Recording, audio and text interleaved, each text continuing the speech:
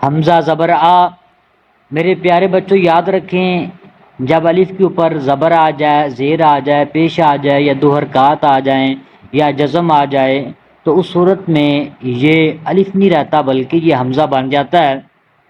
ایک بات، دوسری بات جو کہ بہت ہی زیادہ ضروری ہے وہ یہ ہے کہ جب ان کو پڑھیں گے تو اس وقت نہ ان کو لمبا کریں گے اور نہ اس کو جھٹکا دیں گے۔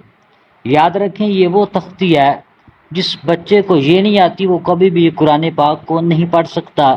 اس کی آپ موٹی سی مثال یوں سمجھ لیں، جس طرح کھانے میں نمک نہ ہو تو مزہ نہیں آتا، اسی طرح جس بندے کو یہ تختی نہیں آتی یا جس کو ان کی پہچان نہیں ہے وہ کبھی بھی قرآن پاک صحیح نہیں پڑھ سکتا، مجہول پڑھ سکتا ہے، غلط پڑھ سکتا ہے لیکن صحیح نہیں پڑھ سکتا۔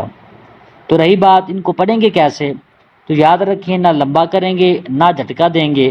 لمبا کرنے سے مراد یہ ہے حمزہ زبر آ، غلط ہے یہ، ٹھیک ہے، اور دوسرا حمزہ زبر آ، یہ جھٹکا ہے، یہ بھی غلط ہے۔ درمیانہ پڑھیں گے حمزہ زبر آ، حمزہ زیر ای، حمزہ پیش او، آ ای او، با زبر با، با زیر بی، با پیش بو، با بی بو۔